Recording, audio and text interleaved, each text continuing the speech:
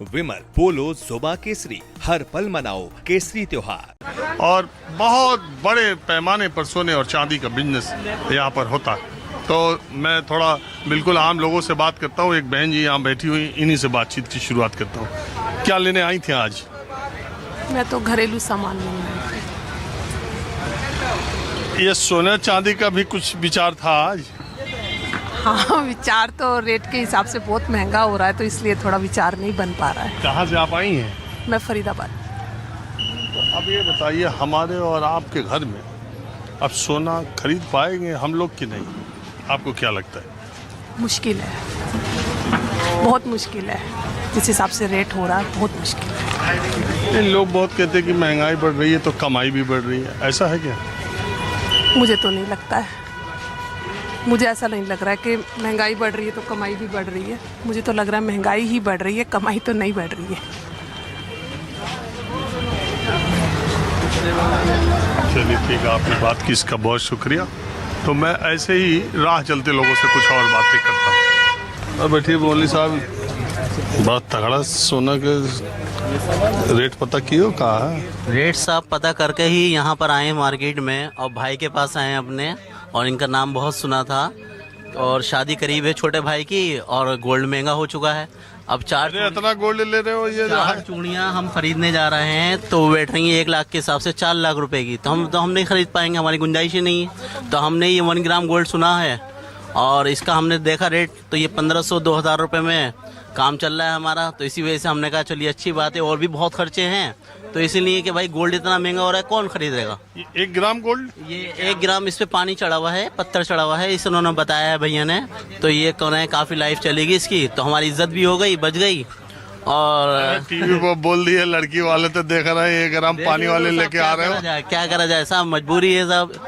अभी वो दुल्हन भी खुश है, दूल्हा भी खुश है, सब खुश है, क्या करा जाए, मजबूरी है। अब छोटा भाई की शादी है, क्या करना पड़ेगा? तो आखिर में जो गोल्ड है, सोना है, जी, वो आपकी खरीद से बाहर हो गया या आप? खरीद से बहुत बाहर हो गया साहब। कहाँ है, बजट ही कहाँ है इतना, ना इतना कारोबार में दम रहा है, सब हर तरीके से सोच से बाहर हो गया। सोच से ही बाहर हो गया, और ये रोजाना खरीदने की सोच से ही बाहर हो गया सोना। ये आम आदमी अब तो खरीद ना पाएगा, और ये ऐसे बढ़ता जा रहा है, इसका कुछ इन आउट समझ नहीं आ रहा। अब आम आदमी खरीदेगा 1 ग्राम गोल्ड ज्वेलरी, सोना नहीं खरीद सकता। अब गोल्ड कहाँ से खरीदेगा? गोल्ड कहाँ से खरीदेगा? भाव नहीं चाह रहा ना, एक भाव हो जाए। 10 ग्राम सोने की कीमत बताओ 1,38,000 रुपये हो गई, कहाँ से खरीदेगा? एक भाव एक जगह ठहर जाए। आपकी अपनी शादी में आपने अपनी बेगम साहिबा को 1 ग्राम वाला दिया था कि नहीं? वो उस टाइम तो मेरी शादी तो 2007 में हुई थी, 10,000 रुपये का रेट था उस टाइम, तो बहुत बढ़िया रेट था। अब तो ये रेट ही इतना हो गया कि आसमान छू रहा है, और एक जगह रुक जाए, कम से कम ठहर तो जाए, कुछ पता ही नहीं। 10 ग्राम जो 10,000 जो 2007 में 10,000 की कीमत थी, जी जी जी, वो आज 2022 में करीब आज करीब तो अब तो ये 25 और 3 मतलब कि 100 गुना बढ़ गया, 100 गुना, 10,000 का 1.5 लाख हो गया। 1.5 लाख हो गया सीधा। 15 गुना बढ़ा। हाँ, तो अब क्या करना पड़ेगा बताइए? इस हालत में हम लोग क्या करेंगे बताइए? कमाई नहीं बढ़ी? कमाई कुछ नहीं बढ़ी, कमाई पे तो टैक्स लग गया साहब, हर चीज पे टैक्स लगा हुआ है।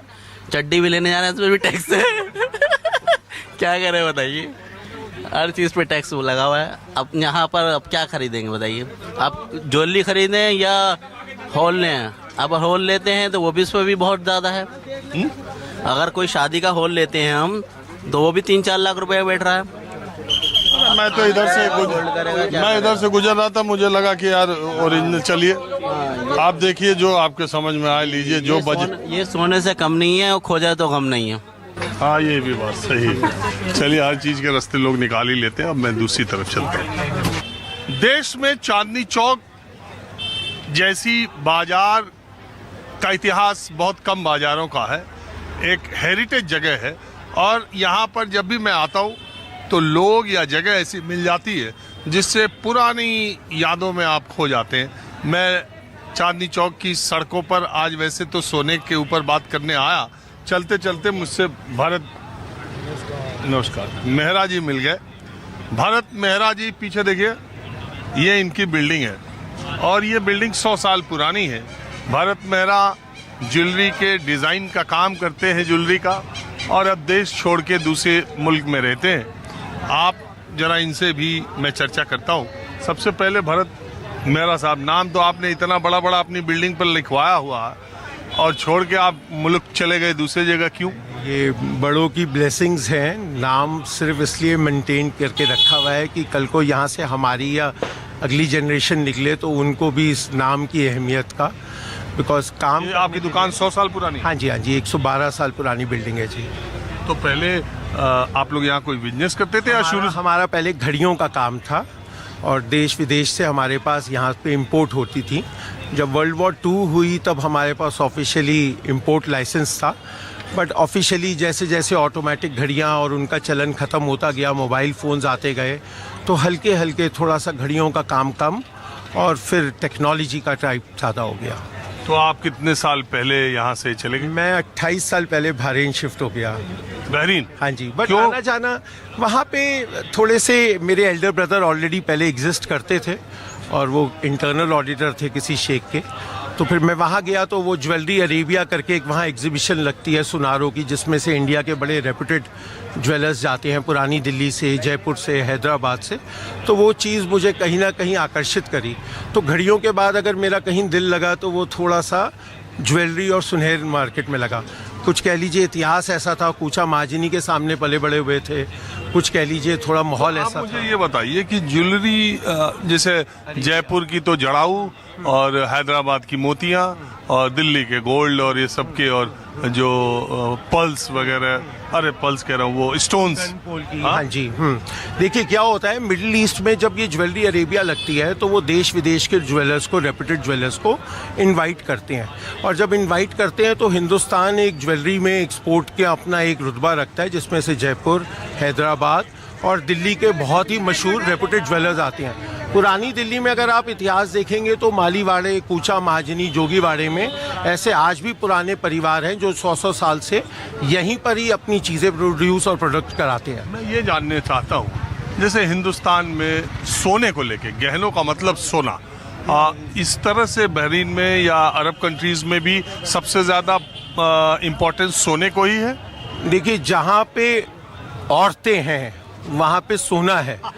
तो मिडिल ईस्ट में तो दुनिया की औरतों, हाँ नहीं, एक मिडिल ईस्ट में तो एक शेख को 4 शादियां करना अलाउड है, वो 4 औरतें भी रख सकता है, तो और ज़्यादा सोने की डिमांड है। तो जीसीसी कंट्रीज़ में जब आप बहरीन में जाते हैं तो इन जो शेखों की वाइफ्स होती हैं, शिखाएँ होती हैं, वो अगर 1 से 2, 2 से 3 या 3 से 4 जब नाराज़ होती है तो शेख कहता है जाओ ज्वेलरी खरीद के आओ। तो ये वहाँ का, जैसे यहाँ कपड़े खरीदने जाती हैं, बिकॉज यहाँ एक बीवी है, वहाँ 4 है, तो वो कपड़े खरीद चुकी होती हैं, वो 4 जब एक दूसरे से लड़ती हैं तो ज्वेलरी खरीदती हैं। तो वो गोल गोल इतिहास जीसीसी का, सोने का, और इसी वजह से मिडिल ईस्ट में गोल्ड हमेशा से पॉपुलर रहा है और चॉइस का रहा है। अब मुझे बताइए, मैं आज ये आया, हिंदुस्तान में सोने का दाम आज जितना है, आज 24 दिसंबर 23 दिसंबर को, या इस क्रिसमस में या 2025 के आखिरी में, इतना आज तक कभी सोना महंगा नहीं रहा। इसकी बहुत सारी वजह है कि इंटरनेशनल लेवल पे एक अस्थिरता है, आर्थिक अस्थिरता, डॉलर कमज़ोर होता है और कुछ देशों में जो तनाव चल रहे हैं, बहुत सारे इसके इंटरनेशनल फैक्टर हैं। लेकिन अब ये सोना बेटियों की शादी में, बच्चों की शादी, बेटों की बहुओं के लिए, जो मिडिल क्लास के लोग थे, ये उनकी रीच से अब बहुत बाहर होता चला जा रहा है। एक साल में 60,000 रुपए के करीब सोना बढ़ा है, लगभग दूना हो गया। 23-24 दिसंबर 2025 को 71-72 हजार रुपए प्रति 10 ग्राम सोना था 22 कैरेट का, आज 1,28,000 है। इसको आप कैसे देखते? चूंकि आप इंटरनेशनली ज्वेलरी को देख रहे हैं, तो इंटरनेशनल मार्केट में भी आग लगी हुई है। बहुत लोग कहते हैं ये हिंदुस्तान की वजह से हो रहा है, बहुत लोग कहते हैं कि नहीं, चाइना, यूके और दूसरे इनके जो सेंट्रल बैंक है वो सोना बहुत खरीद रहे हैं। देखिए, इंडिया में तो बहुत स्पेसिफिक रीज़न ये है कि यहाँ पे जो इंडियन वुमेन है वो थोड़ी सी अपने आदमी से इनसिक्योर्ड रहती है, और अपना पैसा किसी भी रूप में अगर वो बचा सकती है तो वो है सोने में। चाहे आदमी को रात को नींद ना आए, उसको सोना बहाल हो जाए, लेकिन लेडी का सोना कम नहीं होना चाहिए। तो काफ़ी इंडिया का सोना तो इंडिया के वुमेन के लॉकर्स में है, पहली बात। जो अगर बाहर निकल जाए या मेल्ट हो जाए या रीचेंज हो जाए, बट एक लेडी अपने हस्बैंड से ही छुपा के वो जो सोना छुपा रही है, वो एक बहुत बड़ा कारण तो इंडियन मार्केट का है। दूसरा कहीं हद तक ग्लोबल है ही है, बट हकीकत यही है कि ये एक ऐसी बेट है कि आज मैं सोना लेके, it's like a dollar, better than a dollar. सोना लेके कल को AQI ठीक नहीं है, हवा पानी ठीक नहीं है, बम पटाखे गिर रहे हैं, तो लेकर किसी भी देश में, जैसे पाकिस्तान से लेकर इंडिया लोग आए थे, आज इंडिया से भी लेके कहीं जाना भी चाहे तो एक लेडी पहन के, कुछ ओढ़ के, किसी भी रूप में जा सकती है। तो सोना एक लेडी के लिए आभूषण कम, सिक्योरिटी ज़्यादा है। वो पहन कम रही है, उसको लॉकर में समा रही है। जैसे कोरोना के बाद ना करेंसी की वैल्यू रही, ना रिश्तों की वैल्यू रही, ना इंसान की रही, ना जान की रही, बट लेडी को ये समझ में आ गया कि सोने की ज़रूर है। तो आपको लगता है कि ये दाम अभी बढ़ते ही जाएंगे, अब इसके नीचे आने के? इससे सेफेस्ट बेट कोई नहीं है कि कल रात को आपको खरीदना हो, अपना कुछ थोड़ा बहुत पैसा छुपाना हो, अपना लेडी को सिक्योर्ड फील करना हो, रात को बेचना हो, सुबह निकालना हो, बेटी की शादी ब्याह करानी हो, तो इंसान काम आए ना आए, सोना जरूर काम आ जाता है। तो लेडी को आज रिश्तों पे कम विश्वास है, सोने पे मतलब ज़्यादा। आप कह रहे हैं कि सोना कम होने का उम्मीद नहीं? मेरे ख्याल से तो बिल्कुल भी नहीं, बिल्कुल भी नहीं। सोना मतलब नींद वाला सोना जरूर सबका कम हो जाएगा, वो जरूर नींद वाला? हाँ, वो जो नींद है, वो जो सोना है, वो इस वजह से कम हो तो जाएगा। आप मिडिल क्लास को सोना ही है, मतलब सोना मतलब स्लीपिंग, उससे सोना मतलब गोल्ड के बारे में सोचना बेकार है। हाँ? वो अपनी सिर्फ सोने के बारे में सोचे, जिससे उसको अच्छी नींद आए, वो भगवान जी का नाम ले, शुक्राना करे, सोना भूल जाए। ऐसे भी भगवानी जी, अब भगवानी भरोसे, राम भरोसे ही मामला था। हाँ, आप भी कुछ बोलना चाहते हैं? बिल्कुल सर, थैंक यू। मैंने कहा गोल्ड। बहुत बहुत शुक्रिया भरत मेहरा जी। आप God bless you, it's a pleasure, it's a pleasure. आप जैसे इंसान के साथ मिलना ऐसा लग ही नहीं रहा, एक इमोशन शेयर करना लगा, मजा आ गया। गॉड ब्लेस यू, बहुत खूब शुक्रिया, तरक्की करिए। बहुत शुक्रिया। और इनफैक्ट हमारे देश के जर्नलिज्म मीडिया को चाहिए कि आप जैसे लोग आए। अरे बहुत शुक्रिया, बहुत thank you, God bless you.